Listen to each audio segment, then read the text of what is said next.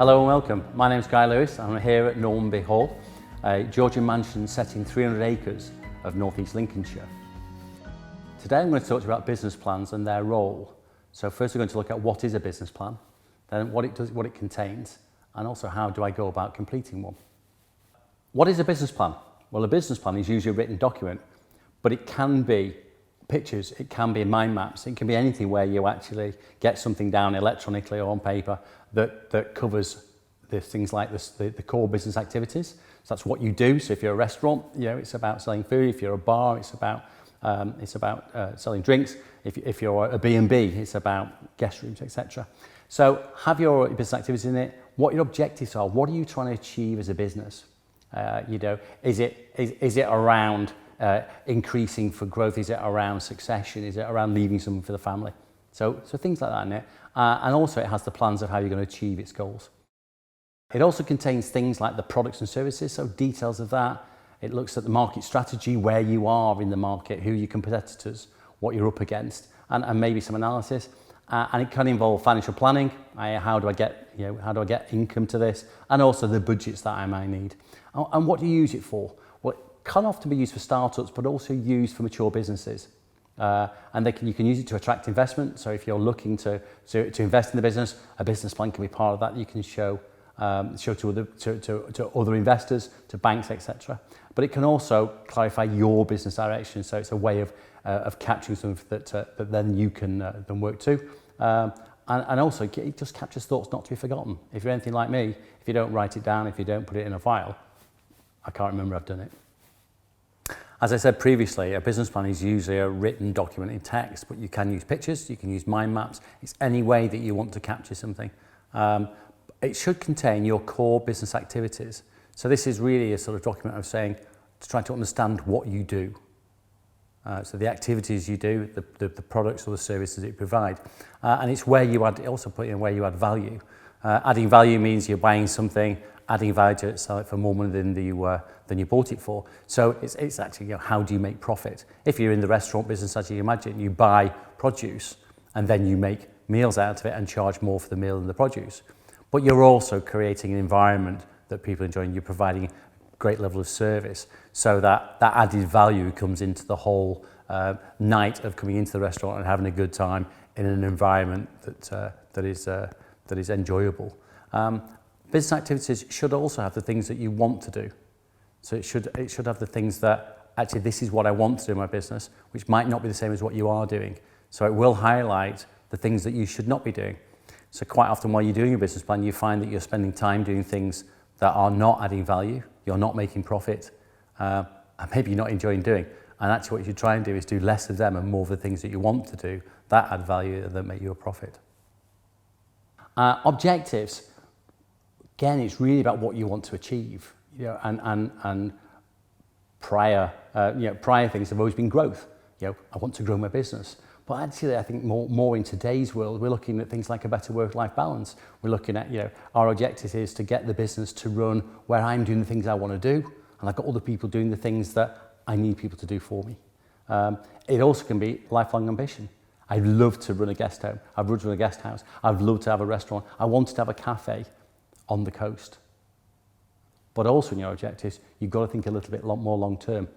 Is this about creating a pension and exit strategy? Is this about sort of saying, this is my nest egg for the future? So how you use this plan to achieve its goals is you have to look at what the goals are, then you look at how you're going to achieve that goal. So if it's growth, it might be new products, it might be better marketing, it might be actually employing more staff because you're really struggling to actually maintain the standards you want to achieve at the moment, let alone when you get busier. It might be that your goal is to make yourself redundant, i.e. you want to get out of the business. So that in itself is a goal, that is something as a business you can work towards. And also it might be that your goal is to bring in financial investment. All of these actually work from a business plan.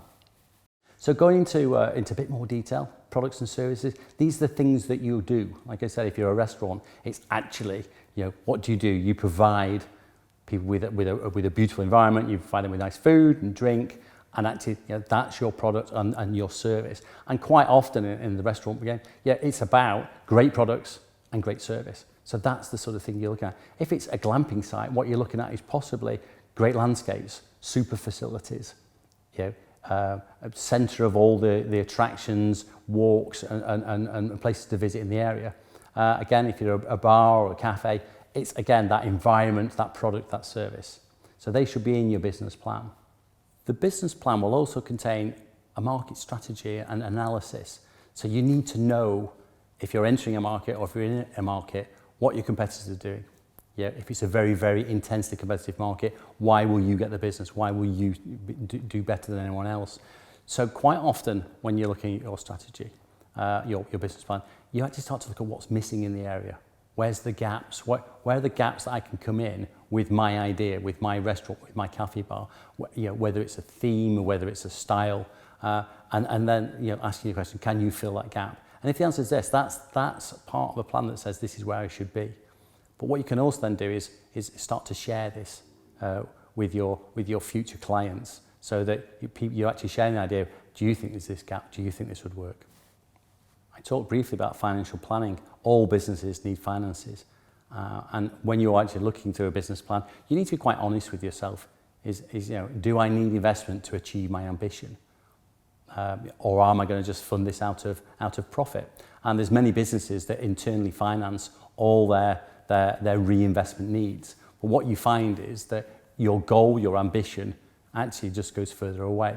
And these could be anything from a kitchen refurb in a restaurant, a new roof in a hotel or bed and breakfast, glamping pods or the sort of additional capacity, but also maybe looking at some of the more common modern trends of things like sustainable products and sustainable technologies, which is a real sort of big game changer in the tourism industry and the visitor economy.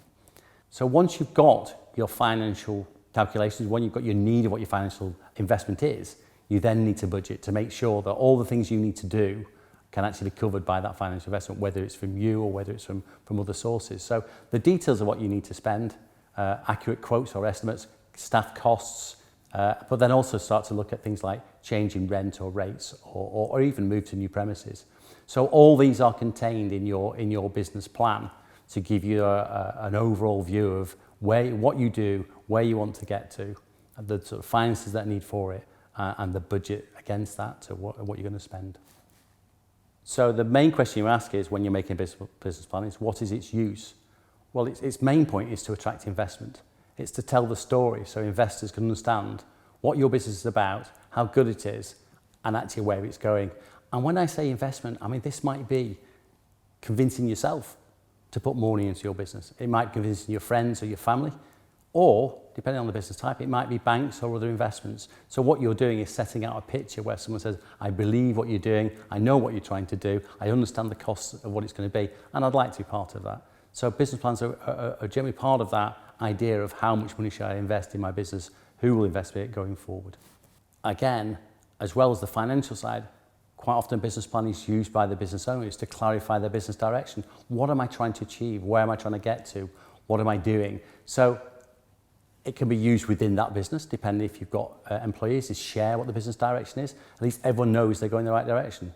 If you're trying to create the friendliest cafe bar in that area, then everyone who works here needs to know that actually being friendly is the most important thing you want. If you actually want to make the best coffee in the area, then again, you have to know that. So you're sharing it with the people that are working in the business, but you can also share it with people outside that business. So you can share that this is what I'm thinking of doing, and take advice off maybe friends, family, people that you actually would trust have got your sort of got your back and would give you their honest advice. And then the one more thing is to use as an aid memoir in the future, that actually when you're looking at where you achieve in maybe a year or 2 years' time, actually you can look back and say, actually this is where I wanted to go. This was my plan, and this is what I've actually implemented. So the business plan, what is it used for? Well, it's used for thoughts not to be forgotten. You're capturing something that in a moment in time is where you are, what you want to do, the forces around you, the market forces, the gaps in the market. But you can also use it to make a 12-month action plan where you can put down the things that are really important to the business that must happen over the next 12 months for them goals, them ambitions to be achieved. And again, I don't know about you, but if I don't write it down, I'll probably forget it. So the business plan is a really good way of time stamping, get a date and some information together that reminds you what you were thinking of at that point in time. So that's the end of session 1. Please join me in session 2, where we'll look at business plans in more detail.